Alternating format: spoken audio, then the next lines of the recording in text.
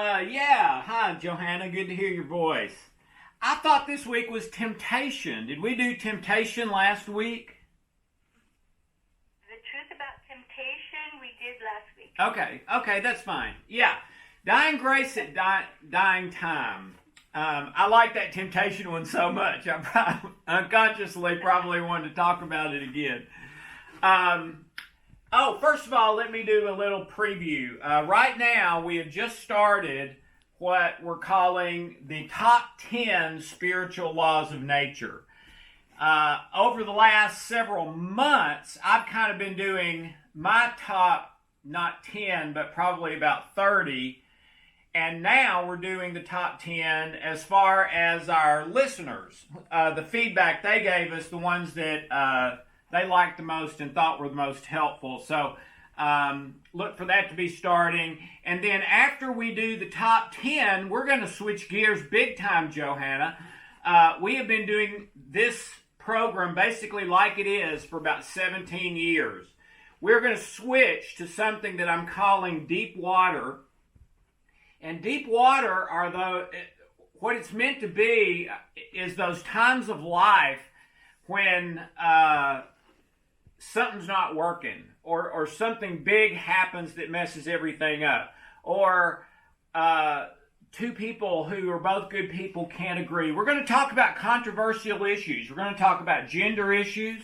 We're going to talk about drugs and alcohol and sex. We're going to talk about racial issues. We're going to talk about divorce and getting your heart broken and what to do when nothing seems to work. So probably in a couple of months from now, look out for deep water, where we're going to take a break. We may come back to them now and again from the spiritual laws, but they will pretty much already be there, both in audio and in video. So join us as we discuss these real controversial issues of the day to start in a couple of months. Dying grace at dying time.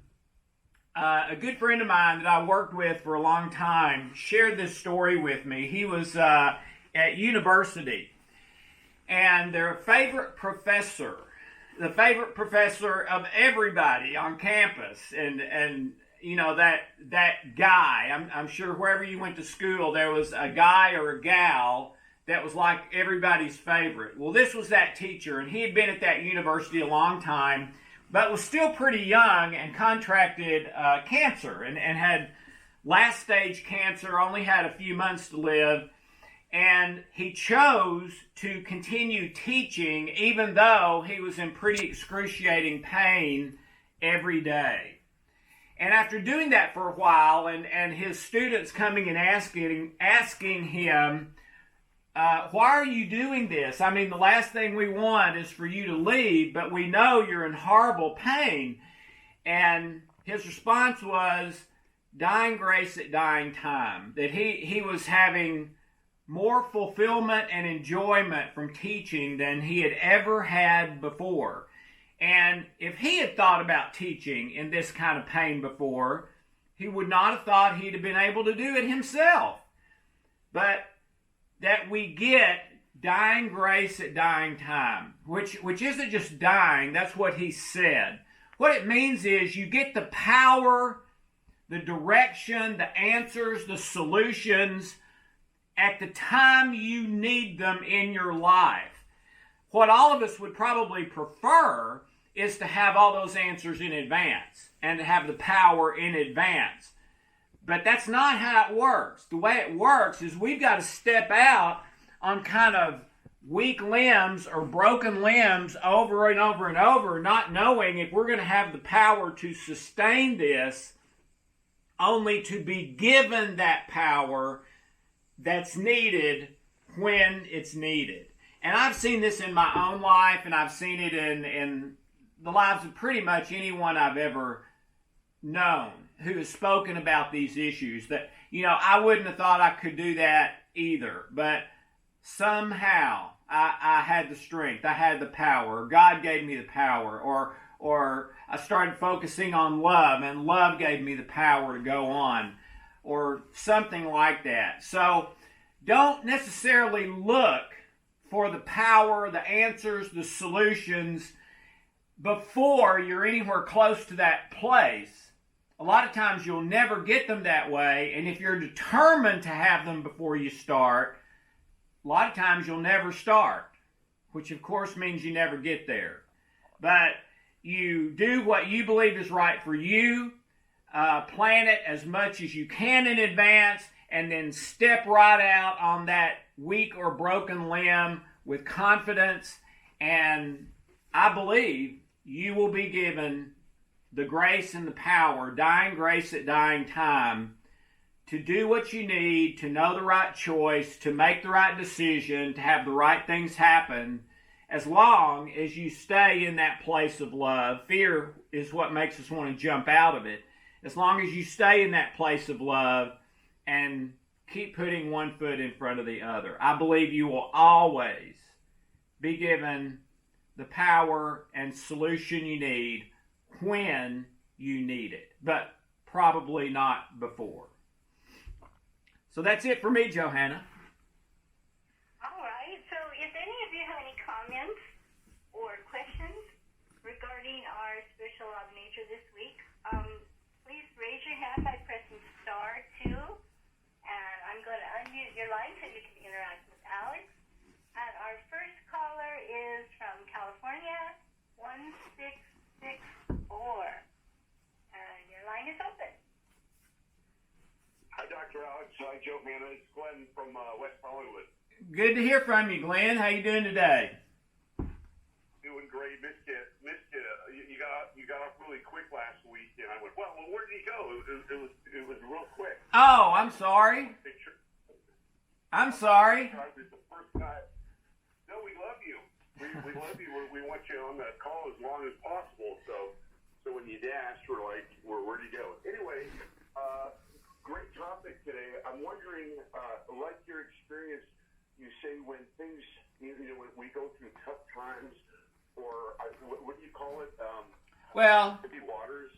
yeah, deep water, traumas, times that something's got to change, times that we keep going down the line as far as we can go, and we feel like we get to the end and it doesn't end up where we needed it to end up. Just those times in life when I need something to get through this. I see. Do you think, I kind of look at it as it nowadays, I didn't before, but now I look at it as it's a part in life where there has to be some kind of transition where it's actually a gift from God in disguise. And when I look at it that way, it's easier to get through it than looking at it like, oh no, why did this happen to me? It's bad luck. It's a victim thing. Do you kind of see a higher purpose in that, Dr. Alex? Yeah, I absolutely do. And as I've traveled around the world teaching for about the last 15 years, one of the questions I've asked a lot of groups is raise your hand if you've ever had something that you thought would be terrible, but when you got there, it didn't turn out to be as bad as you thought. And usually the majority of people raise their hand. And then the second part of that is how many of you have had times in your life that you thought were awful at the time, but later down the line looking back, you thought, you know what? That was exactly what I needed. Or if that hadn't happened, I never would have ended up here, which has been really important to me. Or I learned a lesson from that that's made the whole rest of my life better. So the conclusion for me is we don't always know what circumstances would be best for us in a given time. So the best place to live your life is just that, the next 30 minutes in love, and whatever comes, I'm going to assume that's what's best for me in this time. And yeah, I agree with you, Glenn. For me, I believe it's always God. But if you're a person who does not believe in Jesus or the spiritual, okay, well, love has a lot of power to do those things too. So you can think of it that way. I see. Well, for the people who don't Well, yeah, I believe that too. God is love. I try to love, but God is love. Now, here's one big question for me that you could shed some insight on. What is this process, this thought process in our head that's constantly trying to harass us, look at the negative, think that things are off, trying to lead us down constantly? Can you identify what that thought process or mind or intelligence is?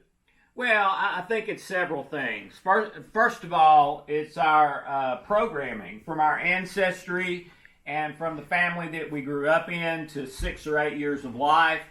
So, and the latest research on that is that about 50% of what we believe is true about our life from our memories is actually in error. 50%, half. So the first thing is we're making decisions on bad data a lot of the time. I mean, what if you were trying to get going on a trip and you had your map and all of a sudden 8 hours later you're nowhere close to your destination and you called the map makers and they said, oh yeah, there's a couple of parts in the middle there that we kind of got wrong. Sorry about that. That wouldn't fly so well. But we do it in our life all the time. We're basing critical decisions on wrong information. So we always have to challenge that and say, well, wait a minute. Just because I had that thought, does that make it so? We also have a natural tendency to lean to the negative. It's called availability bias, and there's just been a couple of best-selling books about it.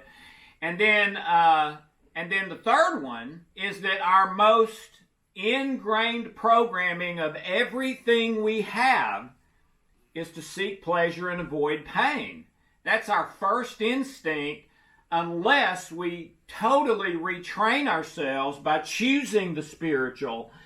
We are always going to think that way first because we come out of the womb with that and also all during our formative years. So love is many things. It's a noun, it's a verb, it's an adverb, and it's all kinds of stuff, okay? But you have to choose it. It does not necessarily come natural according to the natural laws of nature. What comes natural to pain and pleasure is to get what I want, and that's kind of the opposite of love. So I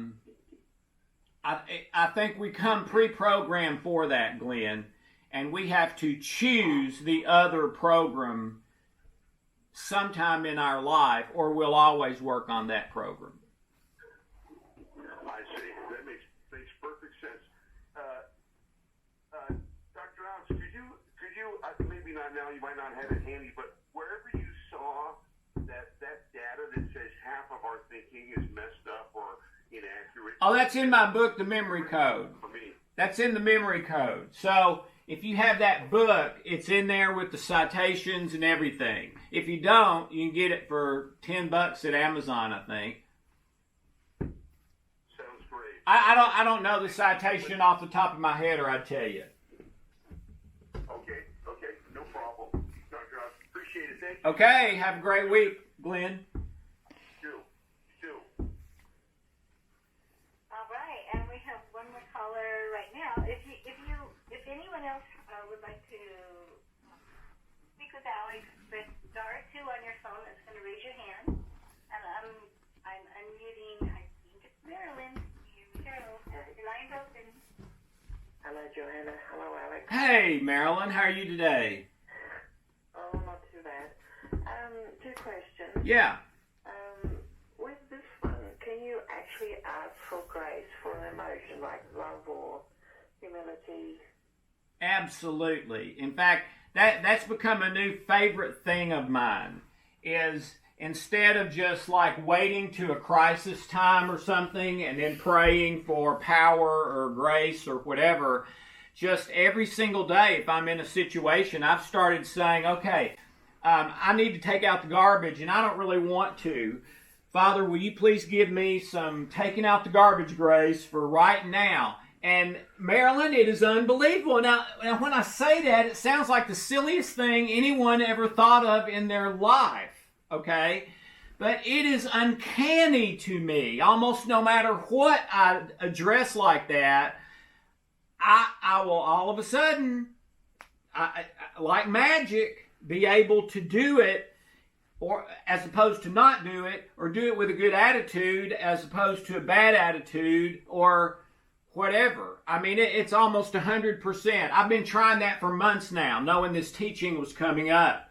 And so, yes, I'm so glad you said that, because that's one of my new favorite things is in whatever it is, that no matter how trivial it seems, can I please have some writing a newsletter grace for the next 30 minutes?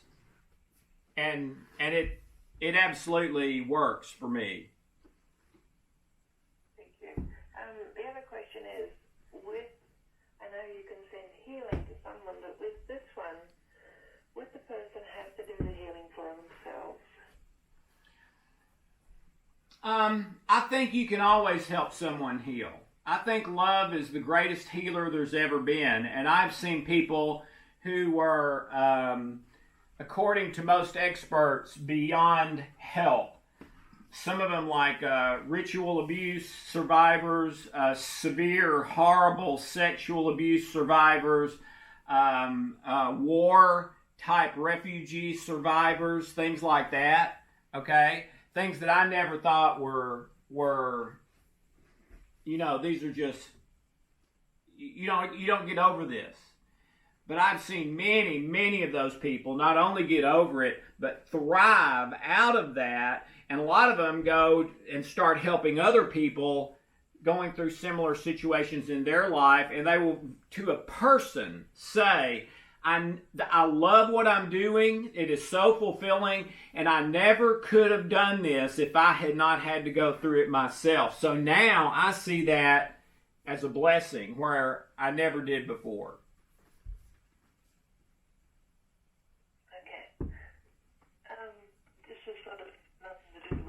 But I thought it might be of interest to you. We have a magazine that comes out, and there was an article in it, and this gentleman, James Patterson, wrote a book on the curse of the Kennedys. Oh, yeah. And he says one way of looking at this curse is, yes, there are all these tragedies, but the other way, which is how I look at it, is Joe Kennedy Sr. unwittingly put the curse on the family. He stressed that his children and grandchildren had to overachieve. You had to be superior, you had to push, push, push. Yeah. And he also encouraged kids to take risks. Yeah. Because it was built into them. And I just thought that was very interesting, because that's expectations. Yeah. But what you have to analyze there is, how do you define success? Because a lot of times we say, oh, Kennedys or Rockefellers or somebody like that, and we instantly think success. When a lot of times when you look at those families behind the curtain, your thoughts are, boy, I'm glad I'm not them. Where the first thing you may think when you hear the name, because of the money and prestige, is, I wish I was like them. Okay? So I think you have to be really careful there on how you define success, because I know a whole lot of rich, famous, miserable people. Okay? But I know even more people who we might see as failures as far as money or status, who are the happiest people I've ever seen in my life.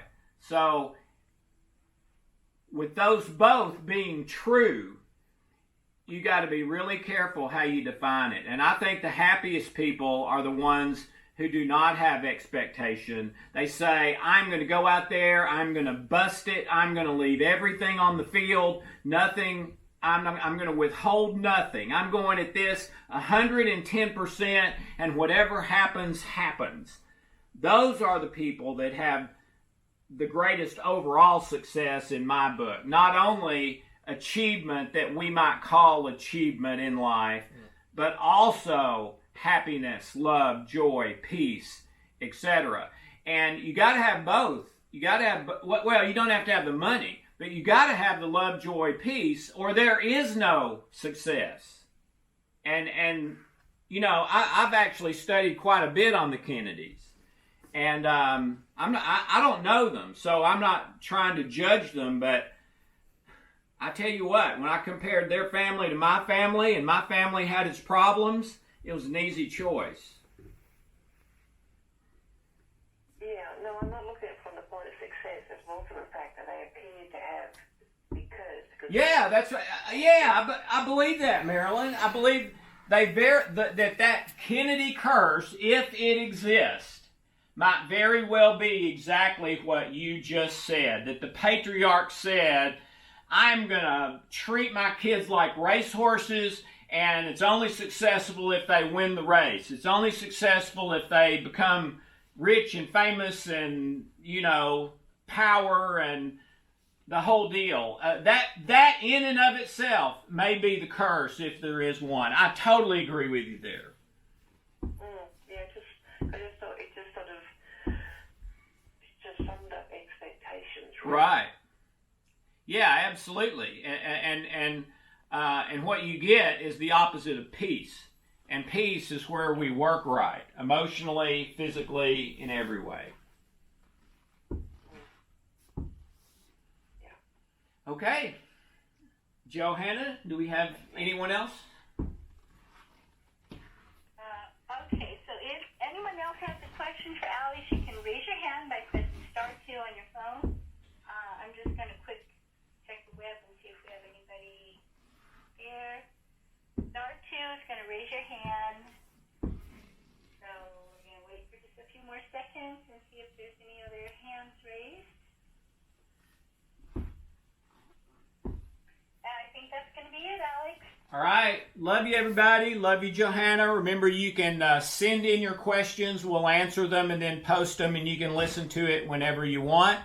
And start talking to people you love and care about these issues. These are great things to talk about over lunch or dinner or just sitting around having a cup of tea. Have a great week. Love you, Johanna.